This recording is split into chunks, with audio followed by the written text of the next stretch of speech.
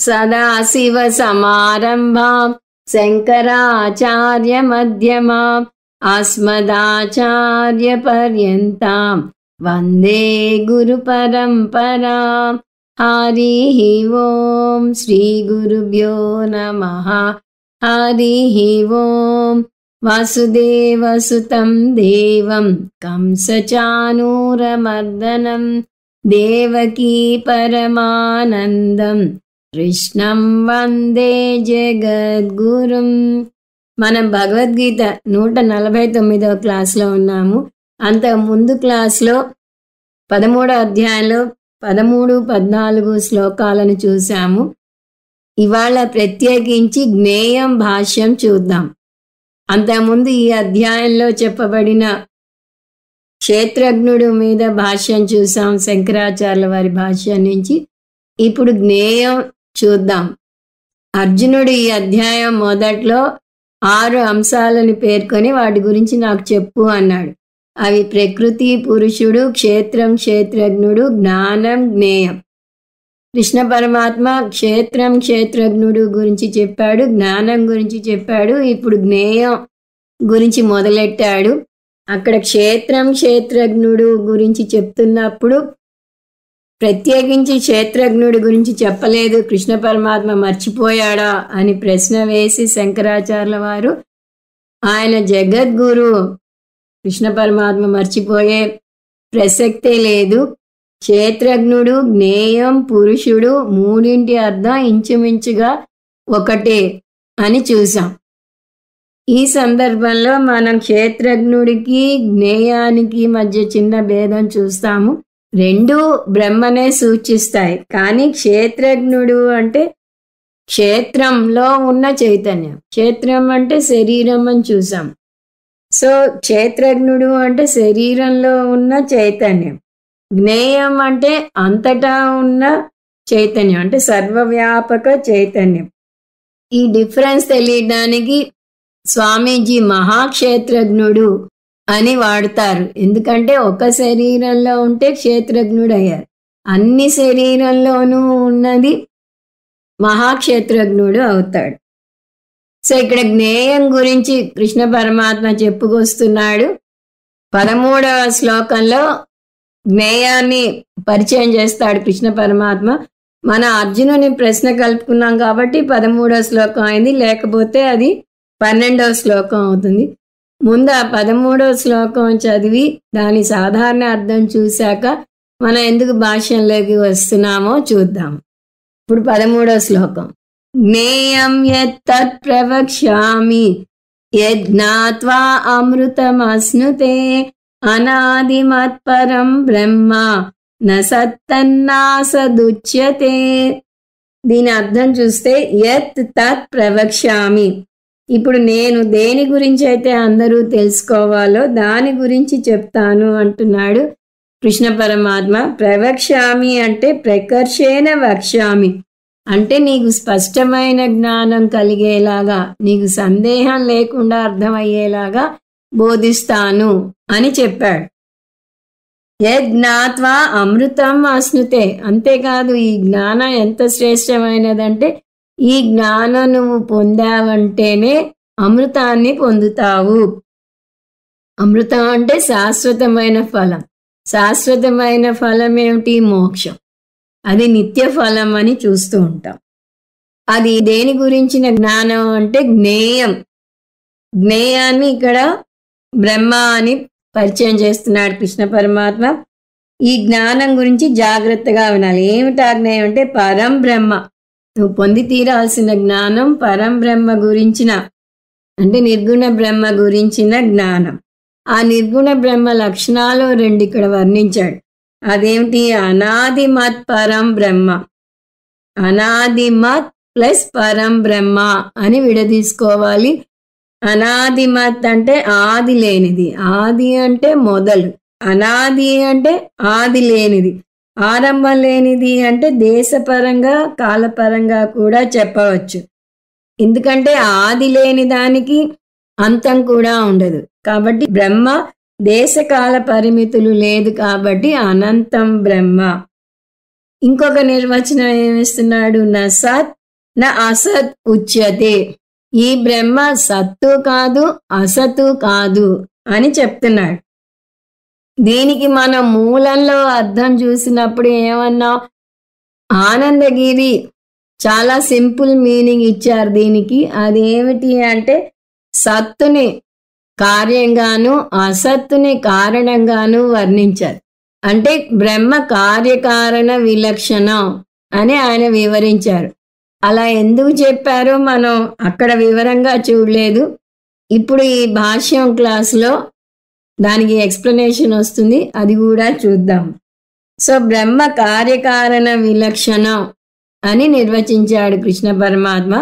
ఇక్కడ రెండు వాదోపవాదాలు వస్తాయి పూర్వపక్షికి సిద్ధాంతికి. అవేమిటో చూద్దాం. ముందుగా అనాదిమత్ పరం బ్రహ్మ పదంలోనే ఒక చిన్న డిస్కషన్ వస్తుంది. శంకరాచార్యుల వారు అనాదిమత్ ప్లస్ పరం బ్రహ్మ అని విడదీశారు అని చూసాం. అనాది అన్నా పుట్టుకలేనిది అని అర్థం, అనాదిమత్ అన్నా పుట్టుకలేనిది అని అర్థం. ఈ పుట్టుకలేని నిరతిశయమైన నిత్యమైన బ్రహ్మ గురించి నేను చెప్తాను అని శంకరాచార్యుల వారు అంటే, ఇక్కడ పూర్వపక్షి దీని మీద ఒక చిన్న వాదన లేవదీస్తాడు. పూర్వపక్షి అంటే పక్షి కాదు, పూర్వపక్షపు శాస్త్రాన్ని తీసుకుని వాదన చేసే వ్యక్తి అని చూసాం. అంటే వేద పూర్వ భాగాన్ని ఆధారంగా వాదన చేస్తారు వీళ్ళు. వేద అంత భాగాన్ని ఆధారంగా చేసుకుని ఖండిస్తారు మన వాళ్ళు. వాళ్ళని సిద్ధాంతి అంటారు. శంకరాచార్యుల వారు, వ్యాసాచార్యుల వారు సిద్ధాంతిలోకి వస్తారు. సో పూర్వపక్షి ప్రశ్న ఏమిటి? మీరు అనాదిమత్ ప్లస్ పరం బ్రహ్మ అని విడదీశారు, అనాది ప్లస్ మత్ పరం బ్రహ్మ అని చేయవచ్చు. మీరు చేసింది వ్యాకరణ పరంగా తప్పు అని చెప్తారు. అనాదితోనే అర్థం వచ్చేటప్పుడు అనాదిమత్ వాడనవసరం లేదు. అలా వాడితే అది పునరుక్తి దోషం అవుతుంది, వ్యాకరణ పరంగా తప్పు అవుతుంది. పైగా మత్ పరం బ్రహ్మ అంటే నా శక్తి అని చెప్పినట్టు వస్తుంది. మత్ పరం అడ్జెక్టివ్గా తీసుకోవచ్చు. మత్ అనే పదం కృష్ణ పరమాత్మ భగవద్గీతలో వాడుతూ ఉంటాడు. మత్ భక్త అంటాడు ఉదాహరణకి, అంటే నా భక్తుడు. సో ఇక్కడ నా ఉన్నతమైన శక్తి అంటే ఈ వర్ణన తీసుకోవచ్చు. నా ఉన్నతమైన శక్తి అంటే మాయా సహిత ఈశ్వరుని గురించి చెప్తున్నాడు కృష్ణ పరమాత్మ అని పూర్వపక్షి వాదన. దానికి శంకరాచార్యుల వారు ఏం జవాబు చెప్తారో చూద్దాం.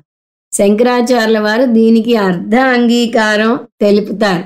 అంటే వ్యాకరణ పరంగా ఇది తప్పే, నేను ఒప్పుకుంటాను, పునరుక్తి దోషం వస్తుంది, అనాదే చాలు, మత్ కల్పన అవసరం లేదు, కానీ నీ వాదన చెల్లదు అంటారు శంకరాచార్యుల వారు. ఎందుకు అంటే వ్యాకరణ పరంగా తప్పైనా కూడా వాళ్ళ ప్రకారం విడదీస్తే మత్ పరం బ్రహ్మ అంటే అర్థం మారిపోతుంది. అందువల్ల ఇది తార్కికంగా కుదరదు.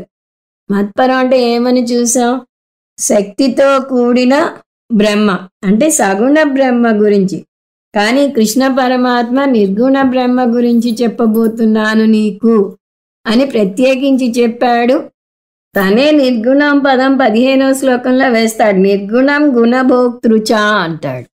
పైగా ఈ శ్లోకం వరకే తీసుకున్నా కూడా తర్వాత పదం ఏమన్నాడు? ఆ ఫలంలో ఏమని చూసాము?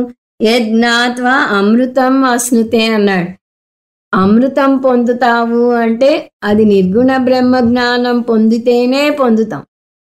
సగుణ బ్రహ్మ జ్ఞానం వల్ల శాశ్వతమైన ఫలం రాదు. సగుణ బ్రహ్మ జ్ఞానేన మోక్ష న సంభవతి. కానీ ఇక్కడ కృష్ణ పరమాత్మ అమృతత్వం అశ్నుతే అన్నాడు. కాబట్టి సగుణ బ్రహ్మ గురించి కృష్ణ పరమాత్మ చెప్పబోవటం లేదు. ఇంకొక పదం కృష్ణ పరమాత్మ వాడింది సత్ కాదు అసత్ కాదు అన్నాడు. నా సత్ నా అసత్ ఇది అన్నాడు. అన్నీ నెగేట్ చేయగా ఏదైతే మిగులుతుందో అది నిర్గుణ బ్రహ్మ అన్నాడు. దానికి పూర్వపక్షి సరే నువ్వు అన్నట్టు తార్కికంగా ఇది కుదరదు అని అనేటట్టయితే వ్యాకరణ పరంగా కుదరదు అని మీరే ఒప్పుకుంటున్నారు కదా. అలాంటప్పుడు అనాదిమత్ ఎలా వాడగలరు? అనాది అనే వాడాలి కదా. అంటే దానికి శంకరాచార్యుల వారు అది అప్పుడప్పుడు అవసరం వచ్చినప్పుడు వాడవచ్చు అని చూపిస్తారు. ఎందుకంటే శ్లోకాన్ని పూరించడానికి ఒక అక్షరం తక్కువైతే ఛందస్సు కుదరనప్పుడు ఇలా ఒక అక్షరం కలపవచ్చు.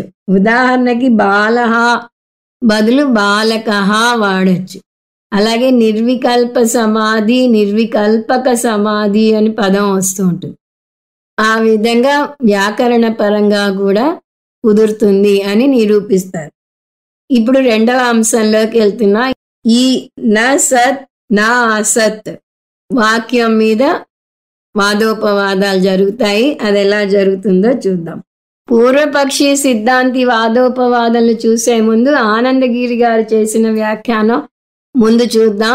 ఆనందగిరి గారు నా సత్ నా అసత్ అంటే అసత్తుని కారణంగాను సత్తును కార్యంగాను వర్ణించారు. కాబట్టి బ్రహ్మ కార్యకారణ విలక్షణ అన్నారు అని చూసాం. అలా ఎలా చెప్పగలరు? ఏదైనా ఒకటి చెప్తే దానికి ఒక ఆధారం ఉండాలి భాష్యకారులకి. ఆయన చూపించిన ఆధారం ఏమిటి అంటే అసద్వా ఇదమగ్ర ఆసీత్ తతో వై సత్ అజాయత. తైత్రీయోపనిషత్తులో వస్తుంది ఇది.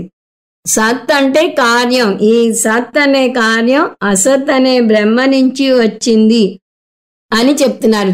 బ్రహ్మని అసత్ అని ఎందుకన్నారు? అసత్ అంటే ఒక అర్థం ఉనికి లేదు అని. ఉనికి లేని బ్రహ్మ నుంచి వచ్చింది అని అర్థం తీసుకోకూడదు. సదేవ సౌమ్య ఇదమగ్రే ఆసీత్ అని వస్తుంది.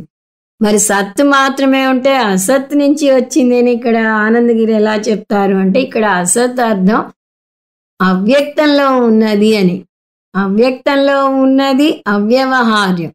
పాలలో వెన్న ఉంటే పక్కింటి వాళ్ళు వచ్చి వెన్న ఉందా అంటే వెన్న లేదండి పాలు ఉన్నాయి తీసుకెళ్ళండి అని ఇవ్వగలమా? అందులో వెన్న ఉన్నా లేనట్టే లెక్క, వ్యవహారంలోకి రాదు. కాబట్టి కనపడే ప్రపంచం సత్తు, కనపడకుండా అవ్యక్తంగా ఉన్న కారణం అసత్తుగా తీసుకుని ఈ అసత్ నుంచి సత్ అజాయత అని తైత్రీయం చెప్పిన మంత్రాన్ని ఆధారంగా తీసుకుని ఆయన ఇలా వర్ణించారు. కానీ శంకరాచార్యుల వారు వేదాంతం ఇంకా లోతుగా అర్థం చేసుకోవాలనే ఉద్దేశంతో సత్ అంటే ఉనికి అనే అర్థం ఇచ్చారు. అక్కడే వచ్చింది చిక్కంతా. సో సత్ అంటే ఉనికి ఉంది, అసత్ అంటే ఉనికి లేదు. కాబట్టి బ్రహ్మ ఎవరు అంటే ఇటు ఉనికి లేదు, అటు ఉనికి లేకుండానూ లేదు, అది బ్రహ్మ అని కృష్ణ పరమాత్మ చెప్పినట్టుగా అర్థం చెప్పి దానికి శంకరాచార్యుల వారు ఇచ్చిన అర్థం సత్ అంటే ఉనికి అని చూసాం. ఉనికి అంటే ఇప్పుడు మనకి తెలుస్తుంది, అంటే వర్తమాన కాలంలో ఉనికి ఉన్న జగత్తు. అసత్ అంటే భూతకాలం భవిష్యత్తు కాలంలో ఉండే జగత్తు కింద వస్తుంది. అంటే జరిగిపోయిన జగత్తుకి ఉనికి లేదు, రాబోయే దానికి ఉనికి తెలియదు. కాబట్టి సత్ అంటే ప్రస్తుతం ఉన్న జగత్తు, అసత్ అంటే భూతకాలంలోను భవిష్యత్ కాలంలోను ఉండే జగత్తు. అంటే అసలు జగత్తు కాదు, అంటే ఆబ్జెక్ట్ కాదు. ఆబ్జెక్ట్ నెగేట్ చేస్తే మిగిలేదేమిటి? సబ్జెక్ట్. జగత్తుని ఆబ్జెక్ట్ అంటే సంస్కృతంలో ప్రమేయం అంటారు. బ్రహ్మ అప్రమేయం, ప్రమాణాలకు అందదు. సో ప్రమేయ నిషేధ రూపేణ అప్రమేయం బ్రహ్మ ఆత్మతయా అవశిష్యతే అన్నారు శంకరాచార్యుల వారు. అంటే ప్రమేయాన్ని ఇది కాదు ఇది కాదు అని నెగేట్ చేసుకుంటూ వస్తే ఏదైతే మిగులుతుందో అది అప్రమేయం, అది నేను, అది బ్రహ్మ అని అర్థమవుతుంది అని శంకరాచార్యుల వారు చెప్తారు. ఇక్కడ వస్తుంది వాదన అంతా. పూర్వపక్షి అంటాడు బ్రహ్మ సత్తు కాదు అసత్తు కాదు అంటే ఇంకా బ్రహ్మ ఎవరు? అంతేకాదు ఒక మెట్టు పైకి వెళ్ళి పూర్వపక్షి ఏమంటాడు అంటే సత్ కాదు అన్నాడు, అంటే ఉనికి లేదు అన్నాడు. సరే ఉనికి లేదు అంటే అసత్ అవుతుందా అంటే నా అసత్ అన్నాడు. ఉనికి లేకుండాను ఉనికి లేకుండాను అంటే ఉనికి ఉన్న వస్తువు కాదు ఉనికి లేని వస్తువు కాదంటే ఈ రెండిటికి చెందకుండా మూడోది ఏముంది? కృష్ణ పరమాత్మ ఏదో చెప్తాను అని మొదలెట్టాడు, తర్వాత ప్రవక్ష్యామి అన్నాడు, నీకు నిస్సంశయ జ్ఞానం కలగజేస్తానన్నాడు. తీరా చూస్తే ఏమీ లేదు, ఆయన చెప్పేదేమీ లేదు, ఇంకా దేని గురించి నేర్చుకోవాలి అని పూర్వపక్షి వాదిస్తాడు. అంటే శంకరాచార్యుల వారు ఇది అర్థం చేసుకోవాలి అంటే ఉపనిషత్తులలోకి వెళ్ళాలి. భగవద్గీతలోనే కొన్ని చోట్ల కాంట్రవర్షియల్ స్టేట్మెంట్స్ వచ్చినప్పుడు ఉపనిషత్తుల్లోకి వెళ్ళి అర్థాలు చూసాం. ఉదాహరణకి మస్తాని సర్వభూతాని నచమస్తాని భూతాని అన్నాడు. తర్వాత కర్మని అకర్మయ పశ్యేత్ అకర్మణి చ కర్మయ అన్నాడు. అంటే జ్ఞాని ఆత్మ కర్మ చేస్తున్నట్టు కనిపించినా కర్మ చేయటం లేదు, అనాత్మ కర్మ చేయనట్టు కనిపించినా కర్మ చేస్తూనే ఉంటుంది అని అర్థం చేసుకుంటాడు అని భాష్య నుంచే చాలా వివరంగా చూసాం. క్షేత్రజ్ఞం చాపి మాం విద్ధి, ఈ అధ్యాయంలోనే శ్లోకానికి మనం మళ్ళీ భాష్యంలోంచి క్షేత్రజ్ఞం భాష్యం అన్న పేరిట చాలా వివరంగా చూసాం. అంటే భగవద్గీతలో ఎక్కడెక్కడ కాంట్రవర్షియల్ స్టేట్మెంట్స్ ఉన్నట్టు అనిపిస్తాయో వాటిని మనం అర్థం చేసుకోవాలంటే ఉపనిషత్తుల్లోకి వెళ్ళాలి అని శంకరాచార్యుల వారు చెప్తున్నారు. మనకు కూడా తెలుసు, ఎందుకంటే భగవద్గీతను ఉపనిషత్తుల సారం అని అంటారు. ఈ శ్లోకం జగత్ నిషేధ శ్లోకం. ఇది ఉపనిషత్తుల్లో అనేక సందర్భాల్లో వస్తుంది అంటారు. కొన్ని సందర్భాలు మనం చూద్దాం. బ్రహ్మ గురించి డైరెక్ట్గా చెప్పలేరు, బ్రహ్మ ప్రమేయం కాదు కాబట్టి ప్రమాణాలు ప్రమేయం గురించే చెప్తాయి కాబట్టి నిషేధముఖ వాక్యాన్ని అంటారు. నిషేధముఖ వాక్యాన్ని ద్వారా చెప్పాలి. ఉపనిషత్తుల్లో ఎలా ఎక్కడెక్కడ వచ్చిందో కొన్ని చూద్దాం. అన్నింటిలోకి చాలా ఫేమస్ మంత్రం మాండూక్య ఉపనిషత్తులో 7వ మంత్రం, దాన్ని చూద్దాం. ముందు నాంత ప్రజ్ఞం నా బహిష్ప్రజ్ఞం నో భయతః ప్రజ్ఞం న ప్రజ్ఞానగణం న ప్రజ్ఞం నా ప్రజ్ఞం అదృష్టం అవ్యవహార్యం అగ్రాహ్యం అలక్షణం అచింత్యం అవ్యపదేశం ఏకాత్మ ప్రత్యయసారం ప్రపంచోపశమం శాంతం శివమద్వైతం చతుర్థం మన్యంతే స ఆత్మా స విజ్ఞేయః. మొదటి భాగంలో బ్రహ్మ ప్రమాత కాదు, జాగ్రత్త ప్రమాత కాదు, స్వప్న ప్రమాత కాదు, సుషుప్తి ప్రమాత కాదు, ఈ కాలాల మధ్యలో ఉండే కాలాన్ని చూసే ప్రమాత కాదు, సర్వజ్ఞుడు కాదు, అలాగని జడము కాదు.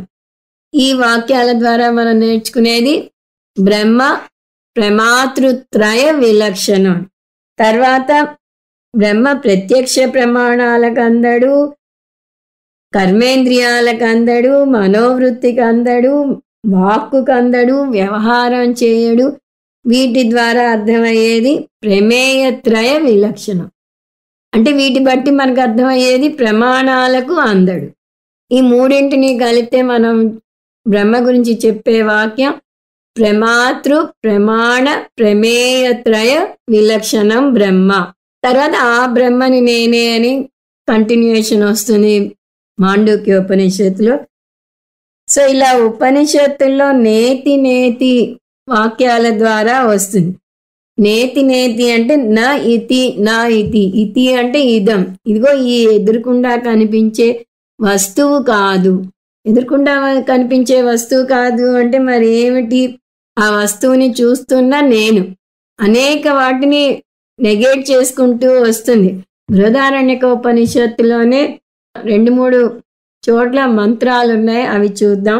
ఒక ఫేమస్ మంత్రం 23 అంశాలను నెగేట్ చేస్తూ బ్రహ్మ ఇది కాదు ఇది కాదు ఇది కాదు అంటుంది. ఆ పదాలు చూద్దాం. అస్థూలం అనను అహ్రస్వం అదీర్ఘం అలోహితం అస్నేహం అచ్ఛాయం అతమః అవాయు అనాకాశం అసంగం అరసం అగంధం అచక్షుష్కం అగోత్రం అవాక్ అమనః అతేజస్కం అప్రాణం అముఖం అమాత్రం అనంతరం అబాహ్యం న తదస్నాతి కించన న తదస్నాతి కశ్చన.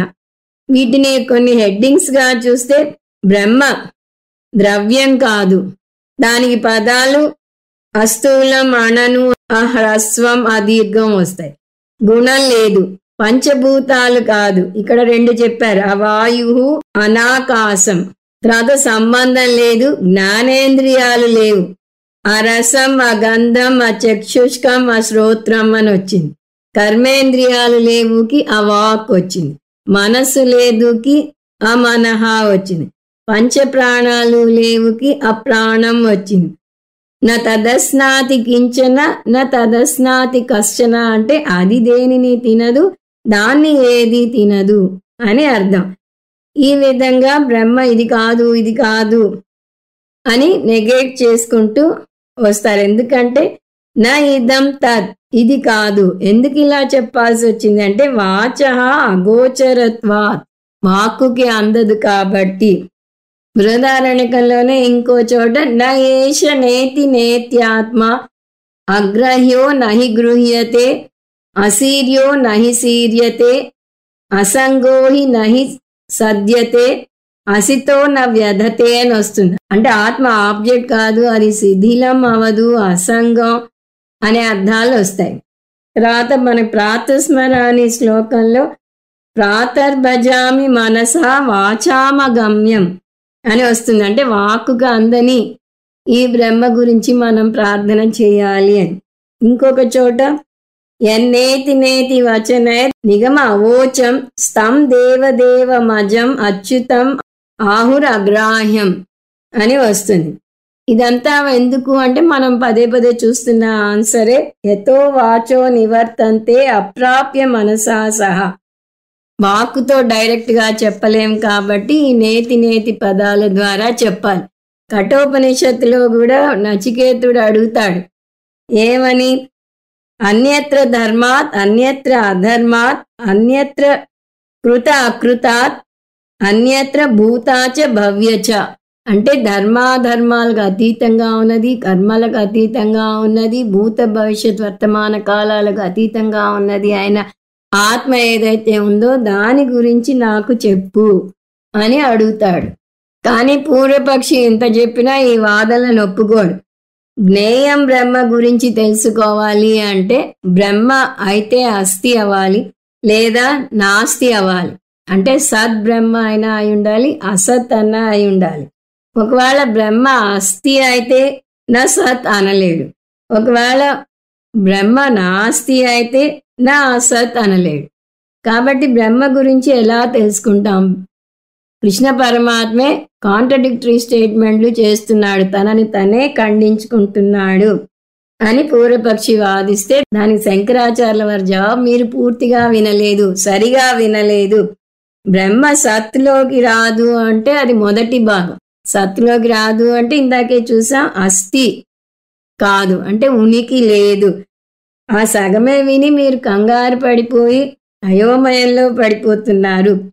ఉనికి ఉన్న వస్తువు కాదు అని అనగానే మీరేమనుకుంటున్నారు, అయితే ఉనికి లేని వస్తువు అవుతుంది అని అర్థం చేసేసుకుంటున్నారు. అది జ్ఞేయం ఎలా అవుతుంది అని అనుకుంటున్నారు. కానీ ఇక్కడ కృష్ణ పరమాత్మ వెంటనే ఏమన్నాడు, ఉనికి లేనిది కూడా కాదు అన్నాడు. సత్ కాదు అసత్ కాదు అంటే ఈ రెండింటికి భిన్నంగా ఉండి తెలుసుకోదగ్గ వస్తువు ఒకటి ఉంది, అది బ్రహ్మ, దాన్ని తెలుసుకో అని చెప్పాడు. అంటే ఒక సమస్య రూపంలో ఇచ్చాడు. ఆ సమస్యని మనం పూరించడానికి ప్రయత్నించాలి. వేదాంత గొప్పతనమే అది, ఉన్నది ఉన్నట్టుగా డైరెక్ట్గా చెప్పదు. మైండ్ బాగ్లింగ్ స్టేట్మెంట్స్ అంటారు స్వామీజీ. మన బుద్ధిని శోధించి అర్థం చేసుకునేలాగా చేస్తుంది కొన్ని చోట్ల. ఇది అలాంటిది. బ్రహ్మ సత్తు కాదు అసత్తు కాదు అంటే మరి ఏమిటి బ్రహ్మ? ఈ రెండూ కాకుండా ఇంకోటి ఉంది, ఆ ఇంకోటి ఉంది అన్నది పూర్వపక్షి అర్థం చేసుకోవడం లేదు. మీరు సరిగా అర్థం చేసుకోండి అని శంకరాచార్యుల వారు అంటున్నారు. దానికి పూర్వపక్షి జవాబు, ఈ రెండు కాకుండా మూడోది ఎలా ఉంటుంది? అసాధ్యం అంటున్నారు. అయితే అస్థి అవ్వాలి లేదా నాస్తి అవ్వాలి. అస్థి నాస్తి కాకుండా మూడోది ఏముంటుంది? నేను స్వీకరించను అని అంటారు. పూర్వపక్షి వాదనలు మనం ఎందుకు చూస్తాము అంటే చాలా మటుకు మన మనస్తత్వం పూర్వపక్షి మనస్తత్వంతో సరిపోతుంది. ఈ సందేహం అందరికీ వస్తుంది. బ్రహ్మను ఆబ్జెక్ట్గా తెలుసుకోలేము అనగానే అసలు బ్రహ్మ లేదు, ఉన్నది శూన్యమే అనుకుంటాం. లేదా ఒక్కొక్కటి ఖండించుకుంటూ రావాలి. బ్రహ్మ జగత్తు కాదు, బ్రహ్మ శరీరం కాదు, బ్రహ్మ మనసు కాదు, అంటే ఇవేవి కాదు అంటే ఇంకా మిగిలింది ఏమిటి అంటే శూన్యం అనేసుకుని అదిగో బ్రహ్మ లేదు, లేనే లేని బ్రహ్మ గురించి మీరు ఇంత కింద మీద పడి చెప్పడానికి ప్రయత్నిస్తున్నారు అని చాలామంది అనుకుంటారు. కానీ ఇది కాదు, ఇది కాదు, ఇది కాదు అని చెప్పేది ఒకటి ఉంది అనేది అర్థం కావటం లేదు. ఈ గదిలో ఎవరూ లేరు అనే వాక్యం వస్తే ఎవరూ లేరు అని చెప్పిన వ్యక్తి ఉండాలి. ఎవరూ లేకుండా ఆ మాట ఎవరు చెప్తారు? ఎవరూ లేరు అనే విషయాన్ని సాక్షిగా చూసిన వ్యక్తి ఎవరైతే ఉన్నారో అతను సాక్షి చైతన్యం అక్కడ. అదేవిధంగా బ్రహ్మ జగత్తు కాదు, నేతి నేతి ద్వారా మనం ఇన్ని ఖండించుకుంటూ వచ్చాం. ఇవన్నీ కాదు కాదు అని చెప్తూ వస్తే ఇవి కాకుండా మిగిలింది ఒకటి ఉంది. అది సాక్షి చైతన్యం లేదా బ్రహ్మ లేదా ఆత్మ. ఇక్కడ మనం జ్ఞేయం పదంతో చూస్తున్నాం. సాధారణంగా అందరూ బ్రహ్మ జ్ఞానాన్ని ఎలా నేర్చుకుంటారంటే గురువు బ్రహ్మ గురించి చెప్తాడు. బ్రహ్మ ఏదో ఒక అసాధారణమైన విషయం, అది పరోక్ష జ్ఞానం, దాన్ని నేను మెడిటేషన్లో కూర్చుని బ్రహ్మ అనుభవం పొందాలి అని అనుకుంటారు. ఎందుకు అలా అనుకుంటారు అంటే అందరూ బ్రహ్మని ఆబ్జెక్ట్గా అనుకుంటారు. కానీ దీనికి శంకరాచార్య వారి జవాబు ఏంటో చూద్దాం. అస్థి నాస్తి పదాలను ఆబ్జెక్ట్కి మాత్రమే వాడతాము, సబ్జెక్ట్కి కాదు. ఆబ్జెక్ట్ అంటే బాహ్య వస్తువు, సబ్జెక్ట్ అంటే నేను. సో ఆ బాహ్య వస్తువులో జగత్తు, మన శరీరం, మన మనసు కూడా వస్తుంది, అది మర్చిపోకూడదు. సో ఇవన్నీ ఆబ్జెక్ట్లోకి వస్తాయి. అస్థి నాస్తికి 3 హోదాలు ఉంటాయి. 1 ఆబ్జెక్టివ్ స్టేటస్, 2 తాత్కాలికమైన హోదా, 3 నామరూప సంబంధమైన హోదా. ఆబ్జెక్టివ్ హోదా అంటే అది ఆబ్జెక్ట్కే వర్తిస్తుంది. అస్థి నాస్తి పదాలు ఆబ్జెక్ట్కి మాత్రమే వాడగలం. కానీ బ్రహ్మ అస్థి నాస్తికి అతీతంగా ఉన్నాడు. అస్థి నాస్తి అతీతం అంటే పారమార్థిక బ్రహ్మ, పారమార్థిక బ్రహ్మ ఉన్నాడు అని అప్పుడు అర్థం చేసుకోవాలి. ఈ అస్థికి తాత్కాలిక హోదా ఉంటే అది నాస్తికి కూడా మనం అన్వయించాలి. ఎందువల్ల అంటే మీరు ఎవరితోనా వెళ్ళి నాస్తి అని అనుకోండి, ఏది నాస్తి అని అడుగుతారు వాళ్ళు. ఏది అంటే ఆబ్జెక్ట్ అవుతుంది. సో కృష్ణ పరమాత్మ అనామకం అరూపం బ్రహ్మ గురించి చెప్తున్నాడు. వ్యావహారిక అస్థి నాస్తి దాటి పారమార్థిక స్థాయికి రండి అంటున్నాడు. ఎందుకంటే ఆబ్జెక్ట్కి తాత్కాలికమైన హోదానే ఉంటుంది. ఎంత శ్రేష్టమైన ఆబ్జెక్ట్ అయినా దానికి ఒక ముగింపు తేదీ ఉంటుంది, పైగా అది నామరూప సంబంధం ఉంటుంది. కానీ బ్రహ్మ నామరూప రహిత బ్రహ్మ అని చూసాం, శాశ్వతమైన బ్రహ్మ అని చూసాం, సబ్జెక్ట్ అని చూసాం, వెనక నుంచి వెళ్తున్నారు. కాబట్టి బ్రహ్మ అంటే అతీంద్రియత్వేన అంటే ఆబ్జెక్ట్ కాదు. ఈ పదాలు కుదరవు. శరీరం కూడా తాత్కాలికమే, అది మనం అర్థం చేసుకోవాలి. శరీరానికి ఒక పుట్టినరోజు, ఒక గిట్టబోయే రోజు ఉంటుంది. అలాగే మనసు కూడా తాత్కాలికమే. కృష్ణ పరమాత్మ అన్ని కాంట్రడిక్టరీ స్టేట్మెంట్స్ చేస్తున్నాడు, తనని తనే ఖండించుకుంటున్నాడు అని పూర్వపక్ష అన్నదానికి శంకరాచార్యుల వారు ఈ విధంగా జవాబు చెప్తున్నారు. ఇలా కాంట్రడిక్టరీ స్టేట్మెంట్స్ మనం ఉపనిషత్తుల్లో తరచూ చూస్తూ ఉంటాం. అందులో ఒకటి కోట్ చేస్తున్నారు, అది కేనోపనిషత్తు నుంచి, అన్యదేవ తద్విదితాత్ అథో అవిదితాదధి అని వస్తుంది. అంటే దీని అర్థం ఆత్మ తెలిసిన వస్తువు కాదు, తెలియని వస్తువు కాదు.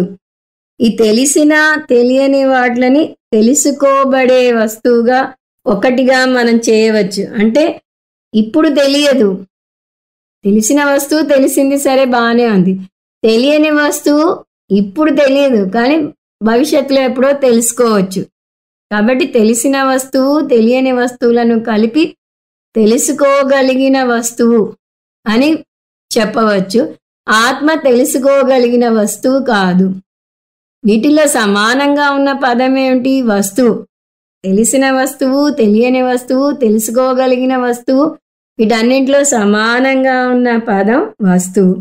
అంటే ఆత్మ వస్తువు కాదు. వస్తువు కాదు అంటే మిగిలింది ఏమిటి? ఆబ్జెక్ట్ కాదు అంటే మిగిలింది ఏమిటి? సబ్జెక్ట్ అయిన నేను అని శంకరాచార్యుల వారు జవాబు చెప్తే, పూర్వపక్షి మీరు ఉన్న అయోమయాన్ని ఇంకాస్త పెంచారు అంటాడు. గీతే కాంట్రడిక్టరీ స్టేట్మెంట్స్ చేస్తోంది, కృష్ణ పరమాత్మ తనను తనే ఖండించుకుంటున్నాడు అని అర్థం కాకుండా అవస్థ పడుతూ ఉంటే, మీరు ఇంకొక అర్థం కాని స్టేట్మెంట్ ఇచ్చారు. ఇప్పుడు నాకు 2 అర్థం కానివి వచ్చాయి. భగవద్గీత అర్థం కాలేదు అంటే కేనోపనిషత్తు కూడా అర్థం కాలేదు. నిజానికి కేనోపనిషత్తు అర్థం చేసుకోవడం చాలా కష్టం. అందులో అన్ని ఇలా మాటల గారడీలు ఉంటాయి. గురువు నేను చెప్పింది అర్థమైందా అని అడిగితే శిష్యుడు మాటల గారడీతో జవాబు చెప్తాడు. నాహం మన్యే సువేదేతి నోన వేదేతి వేదచ యోనస్తద్వేద తద్వేద నోన వేదేతి వేదచ అన్నాడు. అంటే 4 వాక్యాల్లో తన జవాబు చెప్పాడు. నాకు బ్రహ్మ తెలుసు అనను, నాకు బ్రహ్మ తెలియదు అనను, నాకు తెలుసు, నాకు తెలియదు. అంటే దాని అర్థం బ్రహ్మ వస్తువు కాదు అని అర్థం చేసుకున్నాను, బ్రహ్మను నేనే అని తెలుసుకున్నాను అని. అలా గందరగోళంగా ఉన్న వాక్యాలు వస్తూ ఉంటాయి కేనోపనిషత్తులో. దాన్ని బాగా అర్థం చేసుకోవాలి. అందువల్ల పూర్వపక్షి ఏమంటాడంటే, నాకు అసలే భగవద్గీత వాక్యాలు గందరగోళంగా ఉన్నాయంటే మీరు ఇంకొక గందరగోళమైన ఉదాహరణ ఇచ్చి నన్ను ఇంకా అయోమయంలో పడేశారు అని. ఇలా ఇంకా ఎక్కువ అయోమయంలో పడటాన్ని కన్ఫ్యూజన్ వర్స్ కన్ఫౌండెడ్ అంటారు. స్వామీజీ ఎప్పుడు ఇచ్చే ఉదాహరణ, మీకు గ్యారులస్ అనే పదం అర్థం తెలియలేదనుకోండి, డిక్షనరీలో వెతికితే వాల్యుబుల్ అని వస్తుంది. దాని అర్థం వెతికితే లొకేషియస్ అని వస్తుంది. లొకేషియస్ అర్థం వెతికితే మళ్ళీ గ్యారులస్ అని వస్తుంది. మళ్ళీ మొదటికే వచ్చాం. అసలు అర్థం ఏమిటి అంటే టాకటివ్ అని అర్థం. తెలుగులో కూడా ఇలాంటిది చెప్తారు. పిల్లి అంటే ఏమిటి అని అంటే మార్జాలం అన్నట్టు. ఎవరు మార్జాలం అంటే ఏమిటి అంటే బిడాలం అన్నట్టు. పిల్లి పదమే తెలియని వాడికి మార్జాలం బిడాలం పదాలు ఏం తెలుస్తాయి? అందువల్ల పూర్వపక్షి మీ జవాబు సరిగా లేదు అని వాదిస్తాడు. ఇలా వేదంలో కూడా కాంట్రడిక్టరీ స్టేట్మెంట్స్ ఉన్నాయి అని పూర్వపక్షి ఒక ఉదాహరణ చెప్తాడు. వేద పూర్వ భాగంలో ఒక సందర్భంలో యజ్ఞం చేస్తే ఆ యజమాని స్వర్గానికి వెళ్తాడు అని వస్తుంది. తీరా అతను అంతా ఏర్పాట్లు చేసుకున్నాక, డబ్బు ఖర్చు పెట్టి బ్రాహ్మణ్ణి ఏర్పాటు చేసి అంతా చేశాక అక్కడ మళ్ళీ ఒక వాక్యం వస్తుంది. ఏమో ఎవరు చూడవచ్చారు, ఉందో లేదో తెలీదు అంటుంది. అంటే అస్తివా నవా అనే వాక్యం అక్కడ వస్తుంది. అంటే వేదమే స్వర్గలోకానికి వెళ్తారు అని పక్క చెప్తూ మళ్ళీ స్వర్గలోకం ఉందో లేదో తెలియదు అని అంటోంది. తనను తనే కాంట్రడిక్ట్ చేసుకుంటోంది.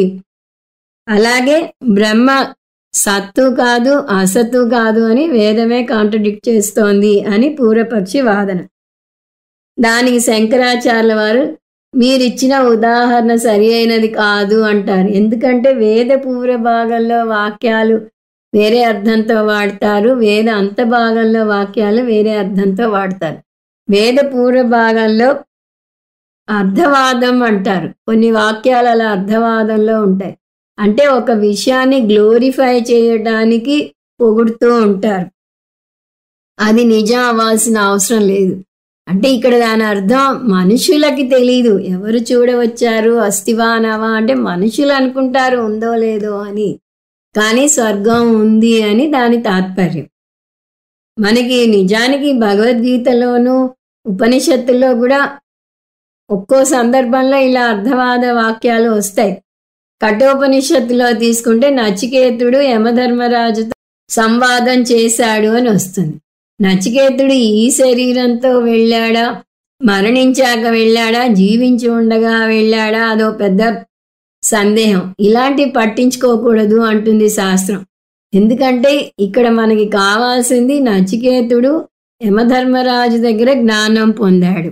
అలాగే భగవద్గీత తీసుకుంటే భగవద్గీత చెప్తాం అనగానే అందరూ అడిగే మొట్టమొదటి ప్రశ్న, అర్జునుడికి ఎందుకు వైరాగ్యం వచ్చింది అనుకోండి. యుద్ధ భూమిలో వీళ్ళు శంఖాలు పూరించాక యుద్ధానికి సిద్ధంగా ఉన్నప్పుడు అర్జునుడు అడగటం ఏమిటి, కృష్ణ పరమాత్మ 700 శ్లోకాలు చెప్పటం ఏమిటి, వీళ్ళ సంవాదన జరిగేంతసేపు శత్రు సైనికులు ఏమీ చేయకుండా ఊరికే కూర్చుని ఉన్నారా అని అడుగుతారు. ముందు మనం నేర్చుకోవాల్సింది ఇలాంటి విషయాలను పట్టించుకోకూడదు, వీటిని లోతుగా ఆలోచించకూడదు, ఇవి అర్ధవాద వాక్యాల కింద వస్తాయి. అంటే ఈ జవాబు కూడా చెప్తారు. ఏమిటది? కృష్ణార్జున సంవాదం మనం చదివినప్పుడు 2.5 గంటలు పడుతుంది, కానీ అక్కడ అంతసేపు పట్టి ఉండకపోవచ్చు ఒక కారణం. ఇంకొక కారణం, యుద్ధానికి పిలుపునిచ్చింది పాండవులు కాబట్టి మొట్టమొదటి బాణం పాండవులే వేయాలి. వాళ్ళు వేసేదాకా కౌరవులు యుద్ధం మొదలు పెట్టకూడదు. అలా కొన్ని కారణాలు చెప్పవచ్చు. ఇన్ని కృష్ణ పరమాత్మే చెప్పలేదు, వ్యాసాచార్యుల వారు వివరంగా రాశారు అని కూడా ఒక వదంతి ఉంది. కాబట్టి కారణం ఏది అనేది మనకు అనవసరం. మనం నేర్చుకోవాల్సింది కృష్ణ పరమాత్మ అర్జునుడిని బ్రాండ్ అంబాసిడర్గా చేసుకుని మన అందరం మరిచిపోతున్న శాస్త్రాన్ని మనకు తేలికగా పాలలా పితికి ఇచ్చాడు. దాన్ని అర్థం చేసుకుని దానివల్ల మోక్షం పొందాలి, కానీ ఇలాంటి అర్థం పర్థం లేని ప్రశ్నలు వేయకూడదు అని మనం అర్థం చేసుకోవాలి. ఇక్కడ మనం చూస్తున్నది నా సత్ నా అసత్ అనేది అర్థవాద వాక్యం కాదు, ఇది ప్రమాణ వాక్యం, తాత్పర్య వాక్యం. దీన్ని ఆ వేద పూర్వ భాగంలోని వాక్యంతో పోల్చి దానిలాగే ఇది కూడా కాంట్రడిక్టరీ స్టేట్మెంట్, ఇది సరికాదు అని అనకూడదు అంటారు శంకరాచార్యుల వారు. ఈ నా సత్ నా అసత్ కాంట్రడిక్టరీ వాక్యం కాకపోతే ఎలా అర్థం చేసుకోవాలి అని మళ్ళీ రెట్టించి అడుగుతున్నారు పూర్వపక్షి. దానికి శంకరాచార్యుల వారు, ఆగండి నేను చెప్తాను, మీకు కావాల్సినట్టుగా ఇది వివరిస్తాను. ఉపనిషత్తులో ఇలాంటి విభిన్న వాక్యాలు వస్తూనే ఉంటాయి. దూరా సుదూరే తదంతికే అని వస్తుంది, దూరమైన వస్తువు కన్నా చాలా దూరంగా ఉంటుంది అని వస్తుంది. అంతలోపు మళ్ళీ నీలోనే ఉంది అని వస్తుంది. అలాగే చాలా పెద్దదానికన్నా చాలా పెద్దది అని వస్తుంది, సూక్ష్మమైన అణువు కన్నా చిన్నది అని వస్తుంది. అంటే ఆత్మ అతి పెద్ద వస్తువు కాదు, అతి చిన్న వస్తువు కాదు అంటే అర్థం ఏమిటి? అసలు ఆత్మ వస్తువు కాదు. వస్తువు కాకపోతే ఏమిటి? ఆ వస్తువుని చూస్తున్న సబ్జెక్ట్ అయిన నేను. మళ్ళీ నేను అంటే ఎవరో మర్చిపోకూడదు. నేను అంటే శరీరం కాదు, ఇంద్రియాలు కాదు, మనసు కాదు, బుద్ధి కాదు, వీటిని సాక్షిగా చూస్తున్న చైతన్యాన్ని. ఇక్కడ కూడా కొంతమంది పొరపాటు పడతారు. బ్రహ్మ ప్రమేయం కాదు, ప్రమాణం వల్ల తెలియదు, పదాలు వర్ణించలేవు, అందువల్ల మౌన వ్యాఖ్యానం అనే పదం వస్తుంది. మౌన వ్యాఖ్యానం అనగానే ఇదొక పెద్ద అయోమయం. గురువు ఏమీ చెప్పడు, శిష్యుడు అర్థం చేసేసుకుంటాడు, ఇది ఎలా సాధ్యం అంటారు. గురువు ఇంత చేటు వివరించి చెప్తేనే బ్రహ్మ అర్థం కాకపోతే మౌన వ్యాఖ్యానం వల్ల ఎలా అర్థం అవుతుంది? మౌన వ్యాఖ్యానం అంటే మనం ఇంతవరకు చూసుకుంటూ వచ్చిన వివరణ, నిషేధముఖ వాక్యాని అని వస్తుంది. అంటే ఇది కాదు ఇది కాదు అని చెప్పుకుంటూ రావాలి. ఎందుకలా ఇది కాదు ఇది కాదు అని చెప్పుకుంటూ రావాలి అంటే శంకరాచార్యుల వారు దానికి వివరణ ఇస్తున్నారు. మనకి తెలిసిన పదాలన్నీ వర్ణించేది ఏమిటి? ఆబ్జెక్ట్లని మాత్రమే, అంటే వస్తువులని మాత్రమే. బ్రహ్మ వస్తువు కాదు, సబ్జెక్ట్ అనే విషయం మర్చిపోకూడదు. అది అర్థమైతేనే ఇవన్నీ అర్థం అవుతాయి. ఆబ్జెక్ట్లని మాత్రమే మనం పదాలతో వర్ణించగలం. తర్కశాస్త్ర ప్రమాణం ఉంది దీనికి. దాన్ని శబ్ద ప్రవృత్తి నిమిత్తాని అంటారు. శబ్ద ప్రవృత్తి నిమిత్తాని. బ్రహ్మ శబ్ద ప్రవృత్తి నిమిత్త అభావత్. బ్రహ్మను పదాలతో వర్ణించలేము. పదాలు 5 రకాలుగా వర్ణించగలం ఆబ్జెక్ట్ని. అవేమిటి? జాతి, క్రియ, గుణం, సంబంధం, రూఢి. ఇక్కడ శంకరాచార్యుల వారు రూఢి గురించి చర్చించరు, మనం అది కూడా చూద్దాం.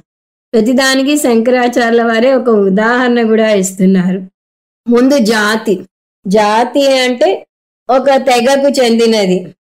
శంకరాచార్యుల వారు ఇచ్చిన అర్థం గౌహు అశ్వహ అంటే ఆవు, గుర్రం. నేను ఒక ఆవు గురించి చెప్తే మీరు నేను చెప్పిన ఆవునే చూసి ఉండకపోవచ్చు, కానీ ఆవు ఎలా ఉంటుందో మీకు తెలుసు. కాబట్టి ఈ ఆవు లక్షణాలని వింటే ఆవు లక్షణాలని మీరు అర్థం చేసుకోవడం తేలిక అవుతుంది అని. అంటే కౌనెస్ అంటాం. ఆవు యొక్క లక్షణాలని నేను చెప్పే ఆవుకి మీరు ఆపాదించుకోగలుగుతారు. అదే మేథున్ అనే పదం వాడాను అనుకోండి, మీరు కళ్ళు ఎగరేస్తారు. కానీ మేథున్ అన్న ఆవు అనే అర్థం వస్తుంది. అది ప్రత్యేకంగా అరుణాచల్ ప్రదేశంలో ఉంది. అక్కడ వాళ్ళు ఈ పదం వాడతారు. మనకి తెలిసింది ఏమిటి? ఓన్లీ ఆవు అనే పదం. జాతి అనే పదం ద్వారా ఒక ఆబ్జెక్ట్ని వర్ణిస్తాం. కానీ బ్రహ్మ ఏకత్వాత్ జాతి న అస్తి. ఉన్నది ఒకటే బ్రహ్మ. బ్రహ్మలు 7-8 మంది బ్రహ్మలుంటే ఇదిగో ఈ బ్రహ్మల జాతికి చెందుతాడు ఈ బ్రహ్మ అని చెప్పొచ్చు. కానీ ఒకటే బ్రహ్మ కాబట్టి, ఏకత్వ బ్రహ్మ కాబట్టి ఈ జాతి అనే వర్ణన చేయలేము. రెండోది క్రియ, చేసే పని. పచతి పఠతి, వంటవాడు, గురువు అలా పదాలు వాడతాం. వంట చేస్తాడు కాబట్టి వంటవాడు, బోధ చేస్తాడు కాబట్టి గురువు. అంటే వాళ్ళు చేసే క్రియ ద్వారా చెప్తాం. కానీ బ్రహ్మకి నిష్క్రియత్వాత్ అంటాం. బ్రహ్మ అకర్త భోక్త అని చూస్తాం. అకర్త అంటే క్రియ చేయడు, కర్మ చేయడు. క్రియ అంటే కర్మ. కాబట్టి బ్రహ్మకి క్రియా పదం కూడా వాడలేం. గుణం, శుక్ల కృష్ణ పదాలు వాడతారు శంకరాచార్యుల వారు. అంటే రంగు గురించి ఇక్కడ వర్ణన, తెలుపు నలుపు అవి. బ్రహ్మ నిర్గుణ బ్రహ్మ అని చూస్తూ వస్తున్నాం. అందువల్ల నిర్గుణత్వాత్ ఈ పదాలను వాడలేము. ఇంకొకటి సంబంధం. మీరు మీ పక్కనున్న వాళ్ళని మీ స్నేహితులకి పరిచయం చేస్తారు, పేరు చెప్తారు. చెప్తే మీకేమవుతారు, నీకు ఎలా తెలుసు అని ఎదుటి వ్యక్తి అడుగుతారు. అంటే మా నాన్న, మా అబ్బాయి, నా స్నేహితుడు, మా పక్కింటి అబ్బాయి, ఏదో ఒక సంబంధం చెప్తారు మీరు. కానీ బ్రహ్మకి ఇలా ఇంకో వస్తువుతో సంబంధం లేదు. ఎందువల్ల అంటే అద్వితీయత్వాత్, ఉన్నదొకటే బ్రహ్మ కాబట్టి. అంటే బ్రహ్మ కాక ఇంకొకటి లేదు. ఇక్కడ మీరు సంబంధానికి జాతికి మధ్య భేదం చూడాలి. జాతిలో ఒకటే బ్రహ్మలో అనేక బ్రహ్మలు ఉండాలి అని. ఇక్కడ అనేక బ్రహ్మలు లేరు. సంబంధం గురించి మాట్లాడాలంటే 2 వస్తువులు ఉండాలి. బ్రహ్మ కాక ఇంకొకటి ఉండాలి. బ్రహ్మ కాక ఇంకొకటి లేదు, ఉన్నదొకటే బ్రహ్మ అయినప్పుడు బ్రహ్మ గురించి ఎలా చెప్తారు? అది సాధ్యం కాదు. సో అద్వితీయత్వాత్. మళ్ళీ ఒకసారి కారణాలు చూస్తే ఏకత్వాత్, నిష్క్రియత్వాత్, నిర్గుణత్వాత్, అద్వితీయత్వాత్. రూఢి మనం చెప్పలేదు. రూఢి అంటే సూర్యుడిని చూపించి ఇదిగో సూర్యుడు అని చెప్తాం. ఇక్కడ ప్రత్యక్ష అఘోరత్వాత్, బ్రహ్మ గురించి చెప్పలేము అని అర్థం చేసుకోవాలి. అందువల్ల పదాల ద్వారా బ్రహ్మను నిరూపించలేము. కాబట్టి ఈ నేతి నేతి పదం వాడుతుంది. కాబట్టి ఇలా కాంట్రడిక్టరీ స్టేట్మెంట్స్ వాడినట్టుగా అనిపిస్తుంది. కానీ దాని ద్వారానే బ్రహ్మను అర్థం చేసుకోవాలి అని శంకరాచార్యుల వారు ఈ వాదనను ముగిస్తారు. ఈ సందర్భంలో అసైడ్ పాయింట్ అంటారు స్వామీజీ, అది కూడా చూద్దాం. బ్రహ్మని మనం ఏమన్నాం? అద్వితీయత్వాత్ అన్నాం. దేంతోనూ సంబంధం లేదు అన్నాం. ఉన్నది ఒకటే బ్రహ్మ, బ్రహ్మ కాకుండా ఇంకొకటి లేదు. కానీ మనం నేర్చుకునేటప్పుడు, వ్యావహారిక సత్యం గురించి నేర్చుకునేటప్పుడు సంబంధం గురించి మాట్లాడతాం. బ్రహ్మకు జగత్తుకు సంబంధం ఉందని చెప్తాం. అక్కడ ఏమని చెప్తాం? కారణకార్య సంబంధం ఉంది అంటాం. 3 సంబంధాలు చెప్తాం, ఒకటి కాదు. అవేంటో కొంచెం వివరంగా చూద్దాం. అంటే దీన్ని కాంప్రమైజ్డ్ వర్షన్ అంటాం. ఒక పక్క సంబంధం లేదు అద్వితీయం అంటూ ఎందుకు చెప్తున్నాం అంటే ఇది వ్యావహారిక స్థాయిలో ఉంది. మనం ఏమీ లేదు అని చెప్పేది పారమార్థిక స్థాయిలో. ఈ సత్యాత్మ మిథ్య అనాత్మల మధ్య సంబంధం గురించి మాట్లాడతాం. ఆ సంబంధం ఎలా చెప్తాము అంటే 3 కోణాల్లోంచి చెప్తాం. అవి కార్యకారణ సంబంధం, అధ్యాస అధిష్టాన సంబంధం, దృగ్దృశ్య సంబంధం. కానీ ఈ సంబంధాలన్నీ నిజమైన సంబంధాలు కాదు. ఈ సంబంధాలు ఏంటో వివరంగా చూద్దాం. మొదటిది కార్యకారణ సంబంధం. ఉపనిషత్తు బ్రహ్మ గురించి చెప్పాలి అంటే మొట్టమొదట సృష్టి గురించి ప్రవేశపెడుతుంది. బ్రహ్మను జగత్ కారణం బ్రహ్మగా అభివర్ణిస్తుంది. మనం బ్రహ్మసూత్రాల్లో కూడా 2వ సూత్రంలో బ్రహ్మ జగత్ కారణం అని చూస్తాం. జన్మాద్యస్య యతః అనే సూత్రం బ్రహ్మ జగత్ కారణం అని వస్తుంది. దాన్ని బాగా విశ్లేషించాక అభిన్న నిమిత్త ఉపాదాన కారణం బ్రహ్మ అని వస్తుంది. దీన్ని తటస్థ లక్షణం అంటాం. తటస్థ లక్షణం అంటే తాత్కాలికంగా ఈ సంబంధాన్ని ప్రవేశపెట్టి చివరికి కార్యము లేదు, కారణము లేదు, సృష్టి జరగలేదు, అందువల్ల బ్రహ్మ కారణం కాదు, కాబట్టి కార్యకారణ విలక్షణం బ్రహ్మ అని పారమార్థిక స్థాయికి తీసుకెళ్తాం. ఇంకొకటి అధ్యాస అధిష్టాన సంబంధం. ఇప్పుడు తాడు పాము ఉదాహరణ దీనికి చెప్తాం. అధిష్టానం అంటే తాడు, అధ్యాస పాము. అక్కడ తాడు ఉంది, కానీ ఆ తాడు మీద మనం లేని పాముని ఆరోపిస్తున్నాం. అది అధ్యాస అవుతుంది, అంటే పొరపాటు. కానీ ఒక పొరపాటు జరగాలి అంటే దానికి ఒక అధిష్టానం ఉండాలి. అక్కడ తాడు లేకపోతే పాము అనుకునే ఆలోచనకి ఆస్కారం లేదు. సో ఎప్పుడైతే అది నిజంగా పాము కాదు తాడు అని తేలిపోతుందో అప్పుడు అధ్యాస తొలగిపోయి అధిష్టానం బ్రహ్మ మిగులుతుంది. అక్కడ 2 వస్తువులు లేవు, ఒకటే ఉంది. ఆ తాడుని చూసి పాము అనుకున్నాడు. ఆ పాము అనే అధ్యాస పోయేసరికి అధిష్టానం బ్రహ్మ, అద్వయ బ్రహ్మ మిగులుతాడు. మూడవది ఈ దృగ్దృశ్య సంబంధం. అది దృగ్దృశ్య వివేకం ద్వారా మనం తేల్చుకోవాలి. ఇది ఒక అద్భుతమైన ప్రకరణ గ్రంథం. అందులో మనలో 3 దృక్కులు ఉన్నాయి అని వస్తుంది. మొట్టమొదటి శ్లోకమే దాన్ని వర్ణిస్తుంది. రూపం దృశ్యం లోచనం దృకు తదృశ్యం దృక్తు మానసం దృశ్యాధివృత్తయ సాక్షి దృగేవనతు దృశ్యతే. రూపం దృశ్యం లోచనం దృక్ అంటే బాహ్య ప్రపంచం దృశ్యం, లోచనం దృక్కు అంటే జగత్తు దృశ్యం, కన్ను దృక్. సో కన్ను దృక్ 1 అయింది. దాని తర్వాత కన్నుని కూడా చూసేది ఇంకొకటి ఉంది, అది మనసు. అప్పుడు కన్ను దృశ్యం, మనసు దృక్ అవుతుంది. సో మనసు దృక్ 2 అవుతుంది. దాని తర్వాత మనసుని సాక్షిగా చూసేది ఒకటి ఉంది, అది సాక్షి. అంటే మనసు దృశ్యం అవుతుంది, సాక్షి దృక్ అవుతుంది. సో సాక్షి దృక్ 3 అయింది. మరి సాక్షిని చూసేది ఎవరు అంటే దృగేవనతు దృశ్యతే. ఇది అక్షర లక్షలు విలువ చేసే వాక్యం. దృక్ ఏవ నతు దృశ్యతే. తు అంటే ఇండీడ్, అది చూస్తుంది అంతే, దాన్ని చూసేది ఇంకొకటి లేదు. అంటే ever the experiencer never the experienced. అనుభవించే నేనే అది ఎప్పటికీ, అనుభవించబడే వస్తువు కాదు ఎన్నటికీ. అందువల్ల సాక్షిని బాహ్య వస్తువుగా చూడటానికి ప్రయత్నించకండి అని దృగ్దృశ్య వివేకం ద్వారా తెలుసుకుంటాం. ఆ విధంగా ఈ 3 కోణాల్లో మిథ్యా సంబంధం ద్వారా బ్రహ్మను నేర్పిస్తాం. దీనికి శాస్త్రం వాడే పద్ధతి అధ్యారోప అపవాద విశ్లేషణ, అధ్యారోప అపవాద న్యాయం.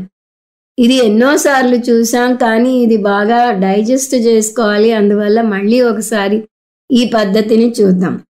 ఒక కుండను ప్రవేశపెడతాం, కుండ కార్యం అంటాం. సో మొదటి దశ ఒక కార్యం ఉంది, ప్రతి కార్యానికి ఒక కారణం ఉంటుంది. సో 2వ దశ కుండ అనే కార్యానికి కారణం ఏమిటి? మట్టి. సో కుండకు మట్టి కారణం, ఇది 2వ దశ. ఈ రెండింటినీ కలిపి అధ్యారోపం అంటారు. తర్వాత 3 కుండకు మట్టి లేకుండా విడిగా ఉనికి లేదు. కుండ అంతటా మట్టే ఉంది. కాబట్టి కుండ మిథ్య. విడిగా ఉనికి లేనిది ఏదైనా సరే మిథ్య. నాలుగవది కార్యం మిథ్య అయితే కారణానికి కారణత్వ హోదా ఉండదు. కారణం ఉండదు అనకూడదు. కుండ లేకపోతే మట్టిని కారణం అని అనలేం. మట్టి ఉంటుంది కానీ కారణం అనే పదం అనలేం.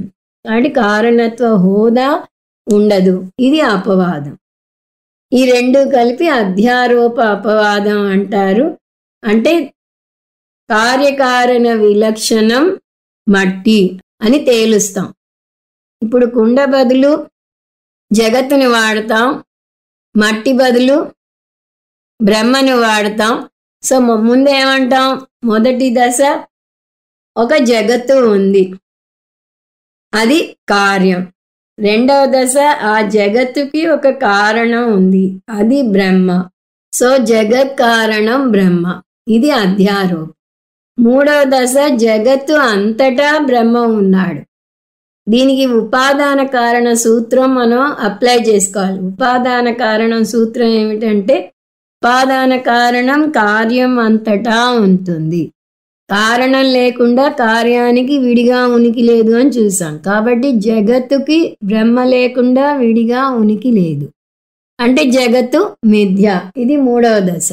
ఇప్పుడు నాలుగవ దశ జగత్తు అనే కార్యం లేకపోతే బ్రహ్మకి కారణం అనే హోదా ఉండదు. బ్రహ్మ లేదు అని కొట్టేయకూడదు. బ్రహ్మకి కారణం అనే హోదా ఉండదు. ఇది అపవాదం. ఇప్పుడు ఇది కలిపితే కార్యం అనే జగత్తు లేదు కాబట్టి బ్రహ్మకి కారణత్వం అనే హోదా లేదు. కాబట్టి బ్రహ్మ ఎవరు అంటే కార్యకారణ విలక్షణం బ్రహ్మ. ఈ విధంగా మిథ్యా జగత్తుకి సత్య ఆత్మకు ఉన్న సంబంధాన్ని ఈ అధ్యారోప అపవాద పద్ధతి ద్వారా కొట్టివేస్తాం. దీనికి కూడా ఒక శ్లోకం ఉంది. అధ్యారోప అపవాదాభ్యాం నిష్ప్రపంచం ప్రపంచతే శిష్యానాం ఉపదేశార్థం తత్వజ్ఞానై కల్పితః క్రమః. అంటే ఈ అధ్యారోప అపవాదం ఎందుకు ప్రవేశపెడతారు అంటే శిష్యులకి బాగా అర్థం కావడానికి.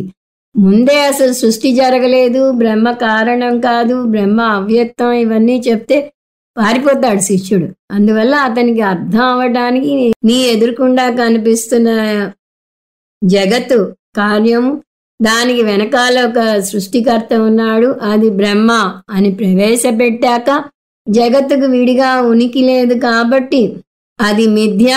దానికి ఉనికి ఇస్తున్నది అధిష్టానం ఏదైతే ఉందో అదే సత్యం, అది బ్రహ్మ అని అలా స్టెప్ బై స్టెప్ చెప్పుకొస్తుంది. దీనికి ఇంకా సింపుల్ ఉదాహరణ చెప్తారు స్వామీజీ. అదేమిటి? మీరు రైల్లో ప్రయాణిస్తున్నారు, కాఫీ కాఫీ అని అరుచుకుంటూ ఒక వ్యక్తి వస్తాడు. కాఫీ ఇయ్యి బాబు అంటారు. అతను ఒక ప్లాస్టిక్ కప్పులో మీకు కాఫీ ఇస్తాడు. మీరు ఆ కాఫీని ఆ కప్పుతో పట్టుకుని కాఫీని తాగుతారు. కాఫీని తాగాక ఏం చేస్తారు? ఆ కప్పుని పారవేస్తారు.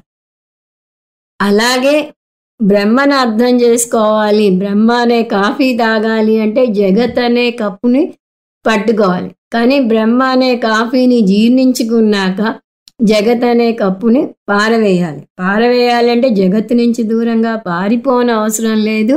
బ్రహ్మ సత్యం, జగన్మిథ్య అని అర్థం చేసుకుంటే చాలు.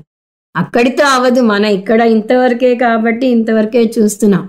ఆ బ్రహ్మ నేనే అనేది ఫైనల్ లెర్నింగ్. ప్రస్తుతం మనం బ్రహ్మ గురించిన జ్ఞానంలోనే ఆగిపోతున్నాం. ఇలా అధ్యారోప అపవాదం అక్కడక్కడ వస్తూనే ఉంటుంది. భగవద్గీతలోనే 9వ అధ్యాయంలో మస్తాని సర్వభూతాని అనేది అధ్యారోపం, ప్రపంచంతో కూడిన బ్రహ్మ. అది నచమస్తాని భూతాని, ఇది అపవాదం, ఇది నిర్గుణ బ్రహ్మని సూచిస్తుంది.